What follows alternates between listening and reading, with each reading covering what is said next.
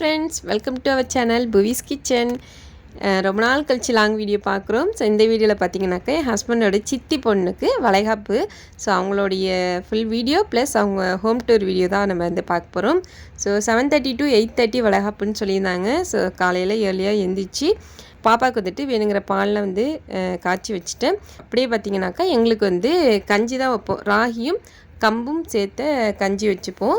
So அதுக்கு பார்த்திங்கனாக்கா தண்ணி வந்துட்டு சூடு பண்ணிவிட்டு ஒரு தனியாக ஒரு பாத்திரத்தில் 3 ஸ்பூன் ராகி மாவும் 3 ஸ்பூன் கம்பு மாவும் சேர்த்து கட்டிப்படாமல் வந்து தண்ணி ஊற்றி நல்லா கலந்து வச்சுக்கலாம். ஸோ நல்லா தண்ணி கொதி வந்ததுக்கப்புறம் அந்த கலந்ததை வந்து அதில் ஊற்றி நல்லா வந்து கிண்டிகிட்டே இருக்கணும். இல்லை அப்படின்னாக்கா அடி பிடிச்சிரும். ஸோ சிம்மிலே வச்சுக்கோங்க. தேவையான அளவு உப்பும் சேர்த்துட்டு நல்லா வந்துட்டு கலந்து விட்டுட்டு இருந்தோம்னாக்கா கொதிச்சு வரணும். எந்த அளவுக்கு கொதிக்குதோ அந்த அளவுக்கு வந்துட்டு மாவு வந்து வெந்து வரும். அப்போ தான் நமக்கு வயிறு வலியெலாம் எதுவும் இல்லாமல் இருக்கும். ஸோ நல்லா வந்துட்டு இந்த மாதிரி கூலாக கிண்டிக்கோங்க. சூடாக குடிக்கிறவங்க அப்படியே வந்துட்டு கொஞ்சம் வெது வெதுப்பாக குடிச்சிக்கலாம். நாங்களாம் வந்துட்டு அப்படி தான் குடிக்கிறோம். இல்லை கூழ் மாதிரி வேணும் அப்படின்னாக்கா நல்லா ஆற விட்டு அதில் வெங்காயம்லாம் சேர்த்து கரைச்சி குடித்தோம்னாக்கா அதுவுமே நல்லா டேஸ்ட்டாக இருக்கும். ஸோ பாப்பாவுக்கு பார்த்தீங்கன்னாக்கா பால் வந்துட்டு காய்ச்சி ஊற்றி வச்சுக்கிட்டேன். ஸோ அடிஷ்னலாக வந்துட்டு சுடு தண்ணியும் வச்சுருக்கேன். அவளுக்கு தண்ணி வேணால் தண்ணியும் கொடுத்துக்கலாம். ஏன்னா சம்மர் டைம் இல்லையா, ஸோ நிறைய வந்துட்டு தண்ணி கேட்குறா. ஸோ அதுக்காக ஒரு பாட்டிலில் தண்ணி ஊற்றி வச்சுருக்கிறேன். பால் பார்த்திங்கனாக்கா அங்கே போகும்போது கொஞ்சம் ஏதாவது தேவைப்பட்டுச்சுனாக்கா ஊற்றிக்கலாம் அப்படின்னு சொல்லிட்டு டப்பாலேருந்து குடிக்கிறது இல்லை, அதனால் வந்துட்டு சங்கில் தான் ஊற்றிட்டுருக்கிறேன். ஸோ நாங்கள் வந்துட்டு ரெடி ஆகிட்டோம். பாப்பா பார்த்திங்கனாக்கா சூப்பராக ஜம்முன்னு ரெடி ஆகிட்டா. அவங்க வீடியோ எடுக்கிறதுனால அவங்க அப்பா வந்துட்டு பார்த்து சிரிச்சிட்டே இருந்தா. ஸோ ரெடி ஆகிட்டோம். அதுக்கு தலைக்கெலாம் பார்த்திங்கனாக்கா அந்த கேப்லாம் போகிறதுக்கு மறந்துட்டோம். ஸோ அவங்க அப்பா சொன்னதுனால மறுபடியும் எடுத்து அதெல்லாம் வந்துட்டு போட்டுட்டு காலுக்கெலாம் பார்த்திங்கனாக்கா ஷார்ட்ஸ்லாம் போட்டு கிளம்பியாச்சு. ஸோ இந்த சம்மர் டைமில் இந்த ட்ரெஸ்ஸே வந்துட்டு அதுக்கப்புறம் தான் வேண்டான்னு தோணுச்சு. ஸோ மார்னிங் கிளம்பும் போது ஒன்றும் தெரியலை. அதுக்கப்புறம் வந்துட்டு ஏண்டாவது போட்டோம் அப்படிங்கிற மாதிரி ஆயிடுச்சு. ஸோ அந்த வீடு தான் பார்த்திங்கனாக்கா பொண்ணோட வீடு. ஸோ பஸ்ஸும் பார்த்திங்கனாக்கா வந்துடுச்சு. 7 மணிக்கு மேலே தான் பஸ்ஸே வந்தது. 7:30 இங்கேயே ஆயிடுச்சு. ஸோ அதுக்கப்புறம் தான் பஸ்ஸு வந்து அப்புறம் எல்லாருமே சேர்ந்து போனோம். அதுக்கு முன்னாடியே பார்த்திங்கனாக்கா அவங்களாம் போயிட்டாங்க. அதாவது பொண்ணோட அம்மா அப்பா அவங்களாம் வந்துட்டு நாளே இது அங்கேயே இருந்துட்டாங்க. ஸோ நாங்கள் வந்துட்டு அந்த அன்றைக்கி மார்னிங் தான் கிளம்பி போனோம். ஆல்மோஸ்ட் பார்த்திங்கனாக்கா 8:30 ஆகிடுச்சு நாங்கள் அங்கே போய் ரீச் ஆகும்போது. ஸோ இதான் வந்துட்டு அவங்க வீடு. ஆல்ரெடி பார்த்திங்கனாக்கா ஷார்ட் வீடியோவில் காமிச்சிருப்பேன். கல்யாணத்துக்கு விருந்துக்கு போயிருந்தோம். அப்போவும் வந்து ஷார்ட் வீடியோவில் காமிச்சிருந்தேன். அதில் நிறைய பேர் வந்துட்டு நிறைய கொஸ்டின்ஸ்லாம் கேட்டிருந்தீங்க. ஸோ ரொம்ப வந்துட்டு ஒரு ஆர்வமாக அந்த வீட்டை பற்றி பேசுனது, ஒரு சிலர் ராங்காகவும் பேசியிருந்தீங்க. ஸோ வளைகாப்பு பார்த்திங்கனாக்கா வீட்டில் தான் வச்சுருந்தாங்க. வெளியிலே பார்த்திங்கனாக்கா டெக்கரேஷன்லாம் பண்ணி, அதாவது வீட்டுக்குள்ளே வெளியில் வராண்டா இருக்குள்ளே அதில் வந்துட்டு டெக்கரேஷன்லாம் பண்ணி அந்த மாதிரி வச்சுருந்தாங்க. பார்க்கிங்க்கு சொல்லவே வேணாங்க. நம்ம மண்டபம்லாம் பிடிச்சி பண்ணோம்னா அதுக்கு பார்க்கிங்லேருந்து எல்லாம் சேர்த்து நம்ம ரெண்ட்டு கொடுக்கணும். பட் இங்கே பார்த்திங்கன்னா ஃப்ரீ பார்க்கிங் தான். நிறைய வண்டியெலாம் பார்க் பண்ணிக்கலாம். அந்தளவுக்கு வந்துட்டு ஸ்பேசியஸாக இருக்கும். அதே பார்த்திங்கனாக்கா வீடுமே அந்தளவுக்கு நல்ல பெருசுங்கிறதுனால வீட்டிலே வச்சுட்டாங்க.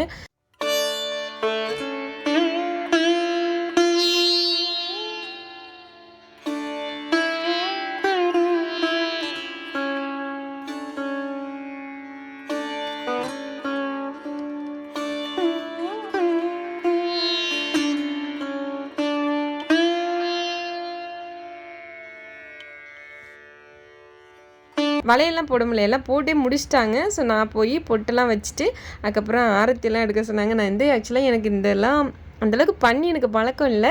ஸோ நான்லாம் வந்துட்டு நாத்திரன் மருதானையா. ஸோ அதனால் வந்துட்டு கொஞ்சம் கொஞ்சமாக சொல்லும் போது மாப்பிள்ளைகிட்டே கேட்டு தான் நான் பண்ணேன். அவங்க தான் சொன்னாங்க ஒவ்வொன்றா இதெல்லாம் பண்ணுங்கக்கா அப்படின்னு சொன்னாங்க. சரின்னு நானும் அதே மாதிரி எல்லாமே பண்ணேன். பாப்பா பார்த்திங்கனாக்கா அவங்க தான் வந்து தூக்கி வச்சுருந்தாங்க. ரொம்ப நேரம் வந்துட்டு அவங்கள்ட்டே தான் பாப்பா இருந்ததா. ஸோ அவளுக்குமே வந்துட்டு பொட்டெல்லாம் வச்சு விட்டுட்டு இருந்தாங்க. ஸோ ஃபோட்டோஸ்க்கெலாம் நிறைய வந்துட்டு போஸ்ட் கொடுத்துட்டு இருந்தான். அப்புறம் நாங்கள் எல்லாருமே போனவங்க எல்லாமே ஃபோட்டோஸ் எல்லாமே எடுத்துகிட்டு அடுத்து வந்து சாப்பிட்றதுக்கு போயிட்டோம். நானும் எங்கள் மச்சனார் ஒய்ஃப் தான் பக்கத்தில் உட்காந்துருந்தோம். அவங்க வந்துட்டு ஃபோட்டோ எடுக்கிறேன்னு நினச்சிட்டு ரொம்ப நேரமாக போஸ்ட் கொடுத்துட்டு இருந்தாங்க. ஃபோட்டோ எடுக்கல, வீடியோ தான் எடுக்கிறாங்க அப்படின்னு சொன்னதுமே அதுக்கப்புறம் ஓகே ஆமாம் இல்லை அப்படின்னு சொல்லிட்டு அப்புறம் வந்துட்டு சாப்பிட்டாங்க. சாப்பாடு பார்த்திங்கனாக்கா மார்னிங் டிஃபன் அப்படிங்கிறதுனால 5 வகையான சாப்பாடு ப்ளஸ் வந்துட்டு இட்லி, தோசை, பூரி அந்த மாதிரி டிஃபன் ஐட்டமாக வச்சுருந்தாங்க. ஸோ எல்லாமே வந்துட்டு சாப்பிட்டோம். சாப்பாடு எல்லாமே நீட்டாக இருந்துச்சு, சூப்பராக இருந்தது. எனக்கு பர்டிகுலராக பூரி ரொம்ப பிடிச்சிருந்துச்சு. ஸோ நல்லாவே சாப்பிட்டேன். இவங்க தான் வந்து பொண்ணோட அப்பா, எங்கள் வீட்டுக்காருக்கு சித்தப்பா, எங்கள் மாமியாருக்கு சொந்த அத்தை பையன். ஸோ இது வந்துட்டு மாப்பிள்ளையோட வீடு. உள்ளே பார்த்தீங்கன்னாக்கா ரொம்ப சூப்பராக இருக்கும். எனக்கு ரொம்ப ரொம்ப பிடிச்ச வீடுன்னு சொல்லலாம். ஸோ அந்த மார்பிள்ஸாக இருக்கட்டும், இன்டீரியர் ஒர்க்காக இருக்கட்டும், ஸோ எல்லாமே வந்துட்டு எனக்கு ரொம்ப பிடிக்கும். ஸோ அதனால தான் வந்துட்டு மறுபடியும் வந்து இந்த வீடை வந்துட்டு ஒரு லாங் வீடியோவில் ஷேர் பண்ணலாம். நிறைய பேர் வந்துட்டு நிறைய மாதிரிலாம் கொஸ்டின்ஸ் கமெண்ட்லாம் வந்து கொடுத்துருந்தீங்க. ஸோ அதுக்கெலாம் வந்துட்டு ஒரு பதிலாக இருக்கட்டும் அப்படிங்கிறதுக்காக தான் வந்துட்டு நான் இந்த லாங் வீடியோ எடுத்திருக்கிறேன். ஸோ சாப்பிட்டு முடிச்சுட்டு ஜூஸ்லாம் கொடுத்தாங்க. நல்லா குடிச்சிட்டு கொஞ்ச நேரம் வீட்டில் ஹாலில் உட்காந்து எல்லாம் கொஞ்ச நேரம் டைம் ஸ்பெண்ட் பண்ணிகிட்டு இருந்தோம். இவங்க வந்து எங்கள் வீட்டுக்காரோட அத்தை, தாய் மாமாவோட ஒய்ஃப். ஸோ பாப்பா வச்சுட்டு கொஞ்ச நேரம் விளையாண்டுட்டு இருந்தாங்க. இப்போ வீட்டை பற்றி பார்க்கலாம். வீட்டோட சீலிங் பார்த்தீங்கன்னாக்கா ரொம்ப சூப்பராக இருக்கும். ஒரு ரொம்ப காமாக நல்ல ஒரு ஸ்பேசியஸாகவும் இருக்கும். இந்த புத்தா சிலை வச்சுருக்காங்க பார்த்திங்களா. ஸோ அதுக்கு தகுந்த மாதிரி ஒரு அமைதியான பிளேஸ்ன்னு சொல்லலாம். ஸோ அதுக்கு உண்டான ஒரு ஃபர்னிச்சராக இருக்கட்டும், அதுக்கு உண்டான ஒரு ஸ்க்ரீனாக இருக்கட்டும், டோர், ஒரு இன்டீரியர் ஒர்க் எல்லாமே பார்த்திங்கனாக்கா ரொம்ப சூப்பராக இருக்கும். ஸோ எனக்கு வந்துட்டு ரொம்ப ரொம்ப ரொம்ப பிடிச்சிருந்தது. ஸோ அதனால தான் வந்துட்டு மறுபடியும் இந்த வீடியோ எடுத்தேன். மெயினாக இந்த சாய்பாபா அதுக்கு வச்சுருக்கிற அந்த ஒர்க்லாம் பார்த்திங்களா. ஸோ வால் டிசைன் பார்த்திங்கனாக்கா ரொம்ப சூப்பராக நீட்டாக இருக்கும். அந்த மாப்பிள்ளையோட அம்மாவுக்கு வந்துட்டு சாய்பாபானா ரொம்ப பிடிக்கும் அப்படின்னு சொல்லியிருந்தாங்க. ஸோ அவங்களுக்காக வந்துட்டு சாய்பாபா ஃபோட்டோ நம்ம வாசலில் என்ட்ரு ஆனதுமே மெயினாக முன்னாடி இருக்கும். மாப்பிள்ளையோட மாமா இருக்காங்களே, அதாவது அவங்க அக்காவோட ஹஸ்பண்ட், அவங்க வந்துட்டு என்ஜினியராக இருக்காங்க. ஸோ அவங்க வந்துட்டு கன்ஸ்ட்ரக்ட் பண்ண வீடு தான் இது. ஃபஸ்ட்டு அவங்களுடைய கன்ஸ்ட்ரக்ஷன் இது. ஸோ அதுலேருந்து பார்த்தீங்கன்னாக்கா நிறைய வந்துட்டு கன்ஸ்ட்ரக்ட் பண்ணிகிட்ருக்காங்க. எல்லாருடைய ஐடியாஸையும் யூஸ் பண்ணி ரொம்பவே வந்துட்டு சூப்பராக யூனிக்காக நீட்டாக வந்துட்டு பில்ட் பண்ணியிருப்பாங்க. இவங்க வீட்டுக்கு எல்லாமே வந்து வாட்டர் ப்ரூஃப் ப்ளைவுட் தான் வந்து யூஸ் பண்ணியிருக்காங்க. அது எல்லாமே ஃபஸ்ட்டு குவாலிட்டியில் உள்ளது தான். வீடுங்கிறது நம்மளுடைய இன்வெஸ்ட்மெண்ட், அதாவது லைஃப்பில் ஒன் டைம் கட்டுறது. ஸோ அது வந்துட்டு நம்மளுடைய ஒவ்வொருத்தவங்களுடைய ட்ரீம் தான். இவங்களுக்குன்னு இல்லை, நம்ம பர்டிகுலராக எல்லாருக்குமே சரி, நம்ம சொந்த வீட்டில் இருக்கிறோம் அப்படிங்கிறது வந்துட்டு நம்மளுடைய ஒரு கனவு, லட்சியம் எல்லாமே சொல்லலாம். ஸோ அந்த அளவுக்கு நமக்கு வந்து சொந்த வீடுங்கிறது அவ்வளோ ஒரு இம்பார்ட்டன்ஸ் கொடுப்போம். ஸோ அதை வந்துட்டு ஒன்ஸ் தான் நம்ம வந்து பண்ண போகிறோம் அப்படிங்கிறதுனால லைஃப் லாங் நம்ம அந்த வீட்டில் தான் இருக்க போகிறோம். ஸோ நம்மளுடைய மிகப்பெரிய கனவு அப்படிங்கிறதுனால அது ஒரு ஒன் டைம் இன்வெஸ்ட்மெண்ட் அப்படிங்கிறதுனால அவங்க வந்துட்டு ரொம்பவே எல்லாமே பார்த்து பண்ணியிருக்கிறாங்க. ஸோ நிறைய பேர் வந்துட்டு நிறைய வந்துட்டு கமெண்ட்டில் காசு இருக்குது கட்டுறாங்க, கட்சியில் இருக்கிறாங்க அதனால் கட்டுறாங்க அப்படிங்கிற மாதிரிலாம் சொல்லியிருந்தீங்க. ஸோ அதை வந்துட்டு ரசனை மட்டும் இருந்தால் பத்தாது, காசு வேணும்னு சொல்லியிருந்தீங்க. அது கரெக்டு தான், 100% நான் வந்துட்டு அதை ஏற்றுக்கிறேன்.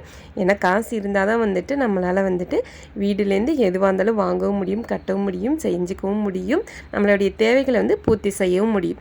ஸோ அது வந்துட்டு 100% உண்மை தான். ஸோ அந்த காசுங்கிறது நமக்கு வந்து சும்மா வந்துடாது இல்லையா. ஸோ எந்த ஒரு பொருள் வாங்கினாலும் எதை ஒன்று சாதிக்கணுனாலுமே அதுக்கு பின்னாடி வந்துட்டு நம்மளோட உழைப்பு அப்படிங்கிறது வந்துட்டு நமக்கு ஃபஸ்ட்டாக தான் இருக்கும்.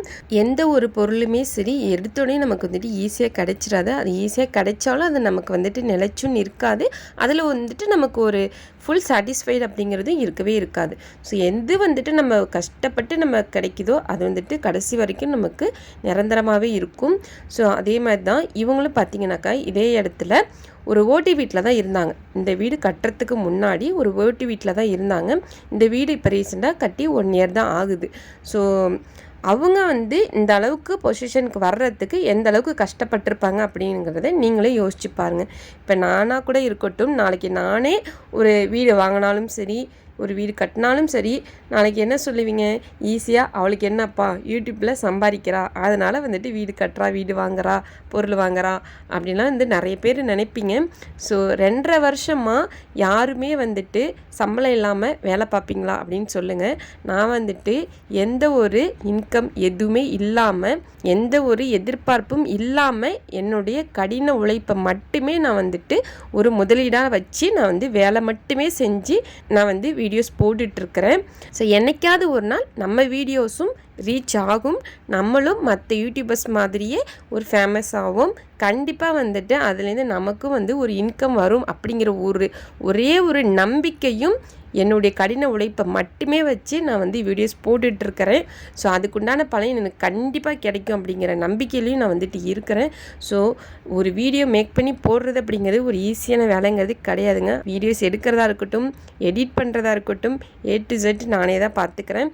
ஸோ வீட்டு வேலைகளையும் பார்க்கணும், குடும்பத்தையும் பார்க்கணும், அதே சமயத்தில் வீடியோஸையும் பார்க்கணும். ஸோ பல நாட்கள் நைட்லலாம் பார்த்திங்கன்னா நான் தூங்காமல் நிறைய எடிட் பண்ணி போட்டிருக்கிறேன். எந்த ஒரு எதிர்பார்ப்புமே இல்லாமல் நான் வந்து உழைப்பை மட்டும் வச்சு தான் நான் வந்து வீடியோஸ் போட்டுட்ருக்கிறேன். ஸோ அதே மாதிரி தான் ஒவ்வொருத்தங்களுக்குமே ஒவ்வொரு கஷ்டங்கிறது இருக்குது. யாருமே கஷ்டப்படாமல் முன்னுக்கு வரவே முடியாது. ஒவ்வொருத்தவங்களுடைய ட்ரீம்ங்கிறத வந்து டிஃபர் ஆகுமே தவிர அவங்களோட உழைப்புங்கிறது வந்துட்டு எல்லாருக்குமே ஒன்று தான். ஒவ்வொருத்தங்களுக்கும் ஒவ்வொரு மாதிரி இருக்கும். இப்போ போய் கஷ்டப்பட்டு வேலை பார்க்குறாங்க அப்படின்னா அவங்களுக்கு வந்து உடல் உழைப்பு இருக்கும்.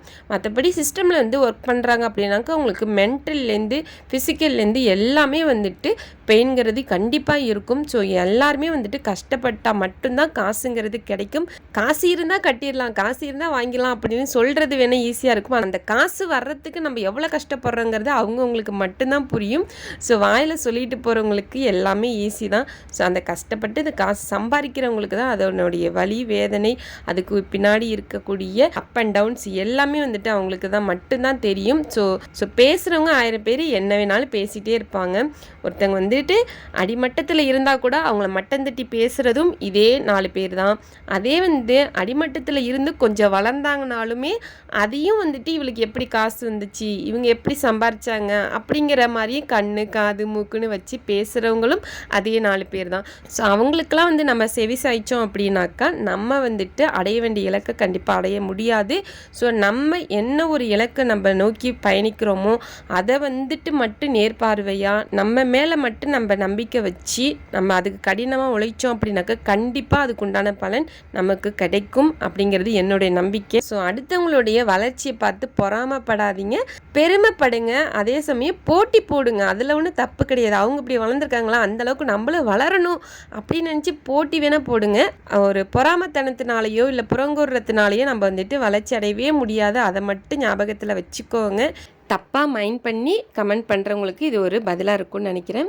ஸோ இவங்க தான் வந்துட்டு பொண்ணு மாப்பிள்ளை பிரதீப் அண்ட் பிரணந்தி. ஸோ பேரே பார்த்திங்கன்னா ரொம்ப சூப்பராக இருக்கு இல்லையா. ஸோ அவங்களோட லைஃப்பும் பார்த்திங்கன்னா ரொம்பவே சூப்பராக இருக்கணும், நல்லா ஹாப்பியாக இருக்கணும், நல்லபடியாக குழந்தை பெற்றெடுக்கணும் அப்படின்னு சொல்லிட்டு நானும் விஷ் பண்ணிக்கிறேன். நீங்களும் மனசார விஷ் பண்ணுங்கள். இவங்க தான் பிரதீப்போட சிஸ்டர், பியூட்டிஷியனாக இருக்கிறாங்க. இவங்களும் எல்லாருமே ஒரே ஜாயின்ட் ஃபேமிலியாக தான் இருக்கிறாங்க. இவங்க வீட்டில் அதே மாதிரி நிறைய நாய்க்குட்டிலாம் இருக்குதுங்க. ரொம்ப சூப்பராக இருக்கும். ஒவ்வொன்று பார்த்திங்கன்னா கீழே போடுறது மேட்டு மாதிரியே இருக்கும். ஸோ அந்த மாதிரிலாம் நாய்க்குட்டி இருக்குது. ஸோ வளகாப்பெல்லாம் முடிஞ்சு ரிட்டன் கிஃப்ட் கொடுத்துருந்தாங்க. இந்த மாதிரி ஒரு பாக்ஸு, அதில் வந்துட்டு வளையல் பூ சாக்லேட் அதெல்லாம் போட்டு கொடுத்துருந்தாங்க. ஸோ அங்கேயே சாக்லேட்டை பிரித்து சாப்பிட்டுட்டு அப்புறம் வந்துட்டு வீட்டுக்கு கிளம்பிட்டோம். ஸோ இந்த புறா குண்டெல்லாம் பாருங்கள், இது எல்லாமே அவங்களுக்கு தான். ஸோ வெளியில் பார்த்திங்கனாக்கா பெரிய பெரிய நாய், இதெல்லாம் பார்த்திங்கன்னா ஒவ்வொன்றும் ஒவ்வொரு ஆள் சைஸுக்கு எந்திரிச்சு நிற்கும், அந்த அளவுக்கு இருக்கும். ஸோ நிறைய வந்துட்டு டாக்லாம் வளர்க்குறாங்க. அவங்க தோட்டம் பார்த்திங்கன்னா பின்னாடி இருக்குது. ஸோ அது நான் போய் வீடியோஸ் எடுக்க முடியலை. ஸோ அந்த தோட்டத்தில் உள்ள பழம்லாம் கூட பார்த்திங்கனாக்கா பறிக்க மாட்டாங்களாம். ஸோ அது எல்லாமே வந்துட்டு அந்த கிளி பறவை அவங்களாம் சாப்பிட்றதுக்குன்னே சொல்லி விட்டுறாங்களாமா. அவங்க வந்துட்டு பறிக்கிறதே இல்லை அப்படிங்கிற மாதிரிலாம் சொல்லியிருந்தாங்க. ஓகே ஃப்ரெண்ட்ஸ், இந்த வீடியோ இதோட முடிச்சுக்கிறேன். கண்டிப்பாக உங்களுக்கு பிடிச்சிருக்குன்னு நினைக்கிறேன். ஸோ வீடியோ பிடிச்சிருந்தா லைக் பண்ணி ஷேர் பண்ணுங்கள். இதே மாதிரி வேறு ஒரு இன்ட்ரெஸ்டிங்கான வீடியோவில் மீண்டும் சந்திக்கிறேன். Until then, take it, tata, bye bye.